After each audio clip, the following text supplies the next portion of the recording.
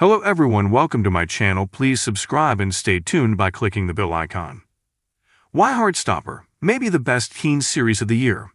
Heartstopper, an adorable coming-of-age romance show from Netflix, took the internet by storm when the first season was released in 2022. Adapted from a series of graphic novels based on webcomics, the series follows Year 10 student Charlie Spring, Joe Locke, on his journey to find love after a falling out with his crush, Ben Sebastian Croft. Love comes in the form of the school's older star rugby player.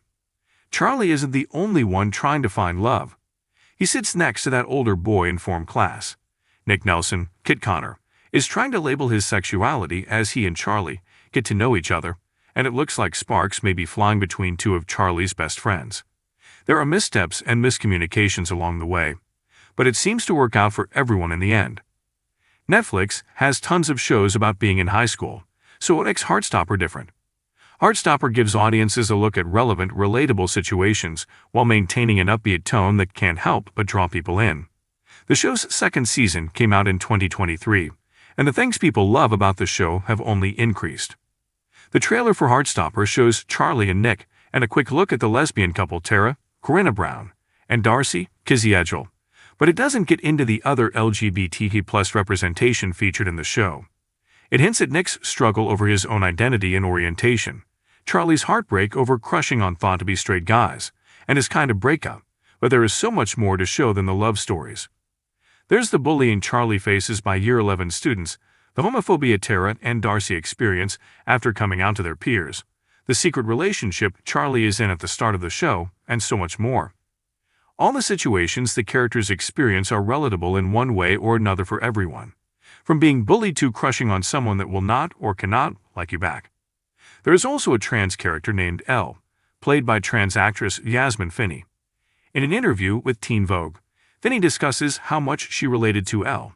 She even experienced some events Elle did in the show in her life, like almost being expelled for the length of her hair. It was wonderful to see the ample amount of representation in the show, and that a key character like Elle was cast with an actress who could relate to the character's struggles. Finney wasn't the only one who could relate to their character. While speaking with attitude, Locke discussed how he relates to Charlie and how his life as a gay man has been different from his characters. He didn't go to an all-boys school, and he attributes attending a code school as the reason he didn't have as many troubles with bullies as Charlie does. Locke notes he did experience hurtful language thrown his way growing up, but it was only a handful of times. Still, he was able to relate to Charlie in several ways, which rings through in the series. The show also stays very true to the experience that bisexual teens may face while coming to terms with their sexuality. The struggle that a lot of teens go through around the topic of coming out to family, friends, and peers is also portrayed very well through the character of Nick Nelson. Especially in the second season, we see that even though Nick and Charlie are together, and their family and close friends know about it, Nick faces a lot of dilemmas about coming out to their classmates and also his estranged father.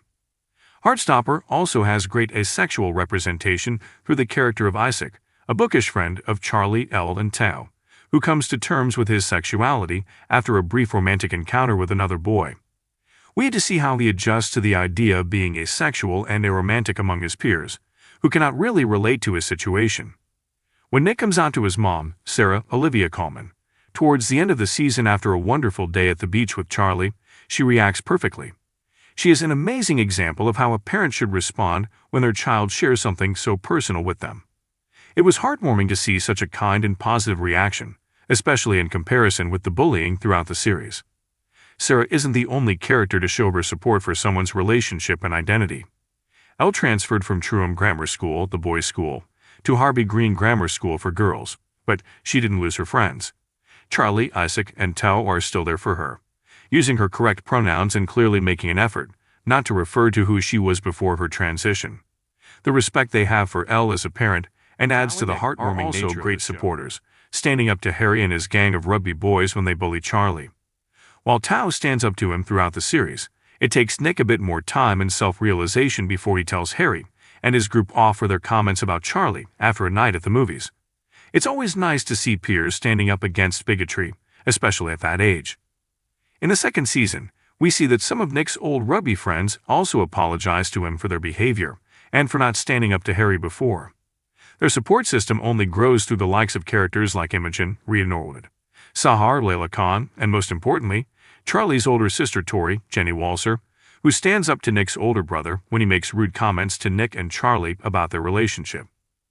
Mental health is of extreme importance while dealing with themes like homophobia, bullying, and other traumatic experiences. One of the main focuses of the comic books and the show is on Charlie Springs, his past self-harming tendencies, and his eating disorder. In the show, Charlie passes out once on their trip to Paris, and we know that there is something wrong with his relationship with food. Mental health problems are shown in a very compassionate way in this show, which makes it better for people who are sensitive to some topics. In a way, this makes Heartstopper a great watch for everyone. One of the greatest things about Heartstopper is that despite being a show centered around teens, it still has representation for LGBT+ adults who find themselves in similar situations. In the second season, we see Coach Singh, Chetna Pandya, who has a talk with Nick after catching him and Charlie together. In the scene, she tells Nick how she and her wife met while attending university together and have been with each other ever since. One of the best parts of the series has to be the budding romance between two teachers, Mr. Farouk, Nima Telegani, and Mr. Ajayi, the CEO of Akanade. They become closely acquainted with each other, and we find out that Mr. Farouk only came to terms with his sexuality in his mid-20s, and thus missed out on a lot of the teenage love experiences. However, their sweet relationship shows us that there is no age limit when it comes to love and figuring yourself out. Despite the sad or difficult parts of the series, Heartstopper maintains an atmosphere that is hopeful and sweet. At its core, it's a coming-of-age series that has all the best parts of a teen series: a great soundtrack, an epic romance, and adorable scenes in various forms of precipitation. When Harry is bullying Charlie or the audience has to watch Charlie break down, the upbeat nature and tone aren't lost. The show discusses heavy themes at times, and even then, it doesn't feel like the hopefulness has vanished. Heartstopper is the perfect series for people wanting a fun, feel-good show that covers relevant topics and themes. In today's times, a show like this is just what everyone needs. The second season is just as sweet and comforting as the first one, and the fans of the show are eagerly waiting for the next season to drop. If you like the video, don't forget to like, comment, and share.